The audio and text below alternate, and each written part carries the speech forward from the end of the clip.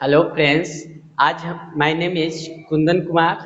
आज मैं आपको संस्कृत का अध्याय 3 आलस कथा पढ़ाने जा रहा हूँ। आलस कथा का लेखक है यानी कि आलस कथा का रचयिता है विद्यापति। ठीक है, आलस कथा का रचयिता कौन है? विद्यापति।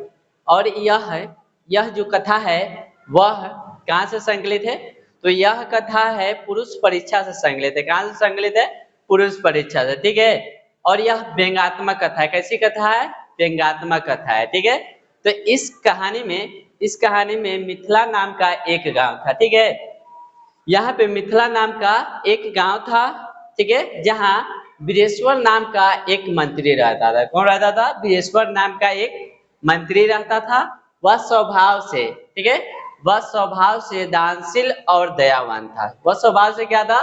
तो दानशील और दयावान था। ठीक है, वे प्रतिदिन गरीबों, अनाथों एवं आलसियों को प्रतिदिन भोजन और कपड़ा दिया करते थे। ठीक है, भोजन और कपड़ा प्रतिदिन किसको दिया करते थे? आलसी, अनाथों और गरीबों को, जिससे आलसियों लाभान्वित होते थे। जिससे आलसी जो थे वो क्या हो रहे थे? लाभान्वित हो रहे थे, कि लाभ उठा रहे थे। ठीक है, तो वहां पे आलसियों को लाभ को देखकर, ठीक है, आलसियों को लाभ को देखकर जो आलसी न भी थे वो भी आलसी बनकर वहां पर आने लगे। ठीक है, यानी कि कोई भी ऐसा जाति नहीं है, यानी कि जीव, यानी कि छोटा पक्षी हो या तो कोई भी जीव हो, तो वह अपने जाति को सुख देखकर वहां पे आना नहीं चाहते। ऐसा कोई जीव है ही नहीं। ठीक है, तो सभी जीव में क्या है कि वो अपना जाति को सुख सुख को देखकर वहां पे जाना पसंद करते, लेकिन दुख क्या रहे वहां पे जाना पसंद नहीं करते।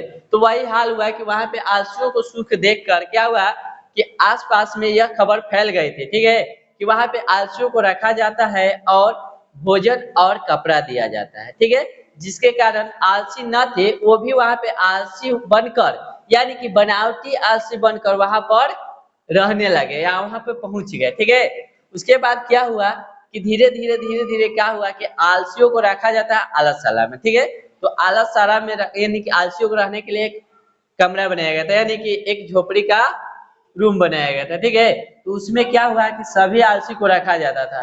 अब धीरे धीरे करके आलसी लोग आते गए, यानी कि जो बनावटी आलसी आने लगे, जिससे क्या हो गया, कमरा फुल हो गया, यानी कि जगह नहीं बचा।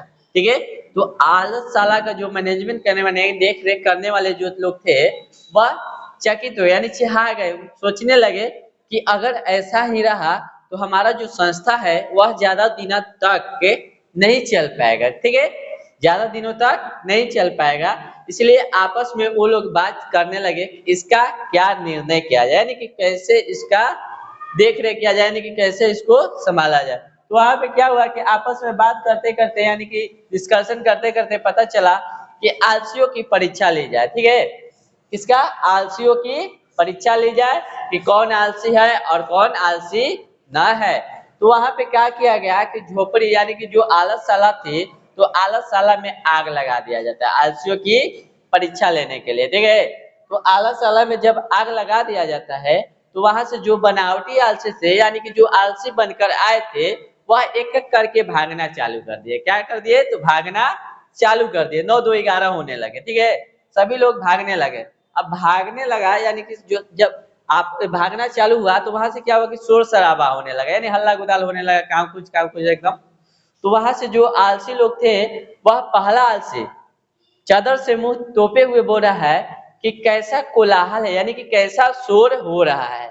तो वहां पे दूसरा आलसी कहता है कि लगता है कि हमारी जो झोपड़ी है उसमें आग लग गया है, हमारी झोपड़ी में आग लग गया है। तो वहां पे तीसरा आलसी बोलता है कि कोई दयावान व्यक्ति नहीं है जो हमारे ऊपर ठंडा पानी या कंबल डाल दे, जिससे यह आग बुझ जाए और हम लोग बच जाए। तो वहां पे चौथा आलसी बोलता है कि अरे बच्चा लो, तुम सब कितना हल्ला करते हो, शांति से क्यों नहीं रहते हो, शांति से सो जाओ।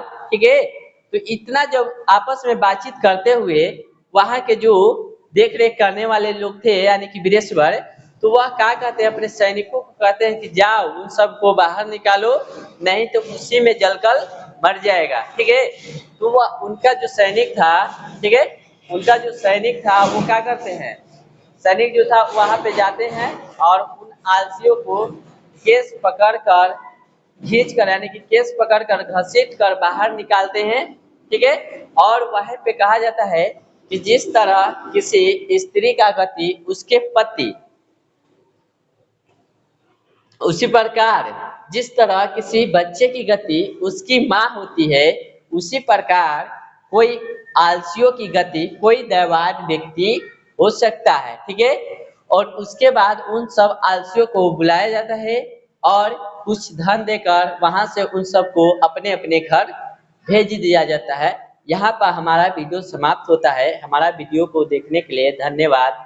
लाइक करें, सब्सक्राइब करें और बेल आइकन को दबा लें ताकि मैं जब भी वीडियो डालूं तो आपके पास सबसे पहले पहुंच जाए।